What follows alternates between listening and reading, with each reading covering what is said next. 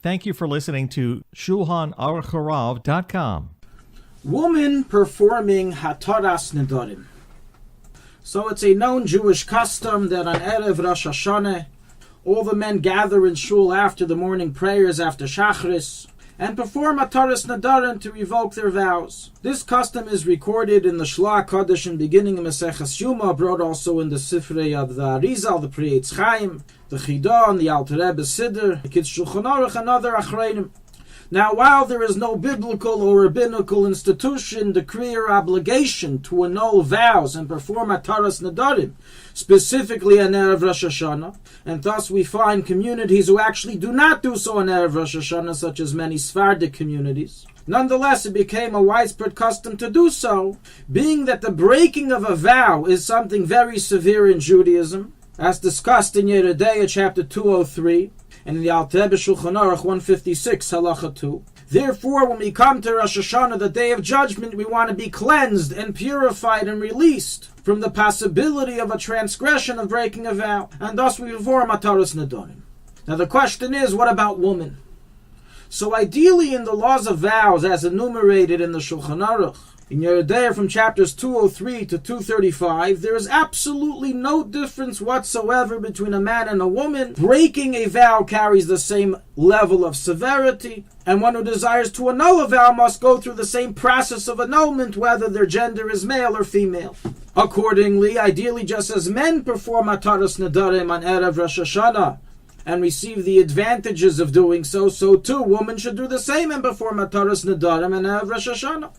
Nonetheless, the custom never spread toward the woman. As we already stated, there is no obligation to do it specifically Erev Rosh Hashanah. It just became a good custom, and this custom was not adapted by women either due to reasons of tznius, to have a mass influx of women to all the shuls in front of a tribunal of 3 men would be maybe a lack of modesty, as well as women are busy preparing for the yontif, so for the variety of reasons it never became a custom amongst women. Nonetheless, this does not remove women from the obligation to annul a vow that they took upon themselves, that they made, if they want to break it.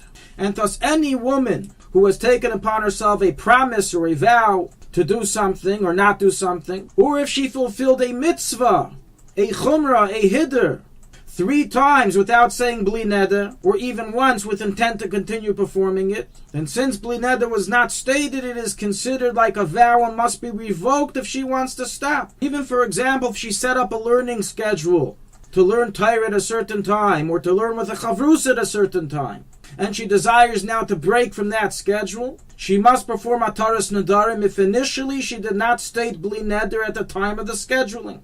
Now that this has been discussed and clarified, we will move on to our next important stage. So how practically does a woman annul a vow? Who is she going to get? How's she going to get 3 men? Where are these 3 men going to come from? It's kind of shameful, embarrassing to walk into a shul, ask 3 men to sit down. It's intimidating. How practically can women perform this requirement, this mitzvah? So our first potential solution is that a woman will send a shliach, a male shliach. She has a brother, she has a father, she has a husband. She sends them to shul and tells them, please gather 3 men and do Hataras Nedarim for my vow.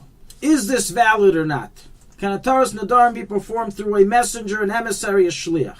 So we have a clear halacha in Yeridea, chapter 228, halacha 16, that an annulment must take place with the actual person who made the vow present at the Bezdin, at the tribunal of 3. So it doesn't help to send someone in your place, with one exception, and that is a husband of a woman. A woman's husband may be sent as an emissary of hers to present the vow to the tribunal and have them annul it on her behalf. This is a special halacha recorded there in the Shulchan Aruch in 234, halacha 36, being that we have a rule, ishtei kegufa, a man's wife is considered like his own body. And thus, when he is there in front of the tribunal, it's as if she is there. Nonetheless, this comes with a qualification that he can't gather the tribunal on this behalf. They have to already be there. The 3 men are already sitting on the table in shul, and he walks over to them. They're already gathered. But he can't initially gather them together for this purpose, for different reasons explained in the Paiskim. However, any other relative, such as a daughter, cannot send her father, cannot send her brother to do Hataras Nedarim on her behalf. And we will discuss momentarily what is the eitzah, what should she do, how can she practically do this without the intimidation of entering a shul and asking 3 men to help her out. But before we mention that, we're going to go back to the idea of a husband acting as an emissary of his wife and how this is practically done. Practically, it's a good idea every Erev Rosh Hashanah, when the husband is in shul and anyways doing Hataras Nedarim on behalf of himself, he should be appointed by his wife to do so as well for her, and he should mention explicitly to the Beis Din, I am doing this also for my wife. Please have in mind to annul also her vows.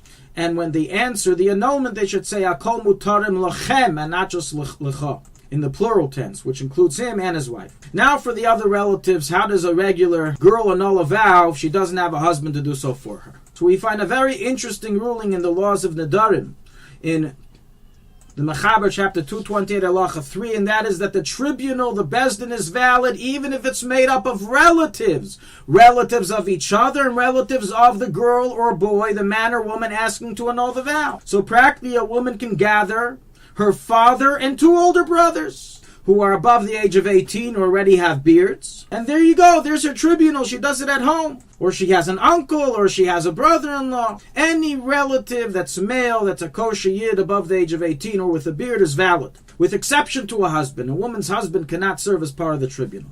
Practically, there are many different halachas involved in revoking a vow with anybody who wants to revoke, whether a man or a woman. Not all vows are revocable, and that's why we have a halacha that the person asking for his vow to be revoked or her vow to be revoked must tell one of the dayan and one of the members of the tribunal the details of her vow, and they have to be an expert in the laws of vows to know if this is revocable or not. Practically being that there's very few people knowledgeable in this school of halacha, one should contact the Rav that's expert in this area and first ask him, is this vow annulable, and if yes, how? And she will then take that information to the 3 people she gathered, her father, her 2 brothers, and tell them the information, say the Rav said it's annulable, and then they have to ask her if she regrets the vow from its initiation. And what's the reason that she regrets the vow? And after she answers that she does regret the vow truthfully, and they ask her, a Pesach, if you knew that such and such would have come up, would you have not made the vow to begin with? And when she says yes, the tribunal can then officially annul her vow and tell her Machalach 3 times, and the vow is officially annulled. So to summarize, men and women are equally obligated to annul a vow if they want to break it. The annulment can take place through a tribunal of 3 men who are above the age of 18 or have beards and are kosher, observant Jews, even if they are her relatives, such as her father and brothers, with exception to her husband. A Rav is to be contacted and told the detail of the vow to see if it's annullable. After receiving an affirmative reply, she is to then go in front of the tribunal. The tribunal is to ask her, do you regret making the vow from its initiation? She answers yes. The tribunal then tells her, would you have not made the vow to begin with if you had known that you would regret it? And when she answers yes, they say Machalach 3 times, and that is the end of the procedure. Thank you for listening to Shulchanaruchharav.com. Our free services of making Torah knowledge available to the public depends on donors like you. Please help us continue our work through making even a small contribution at Shulchanaruchharav.com under the Daily Halacha Dedication section or in the subscription page. Also, check out our online courses and many sefarim available for purchase that will both enhance your Torah knowledge and help support our work.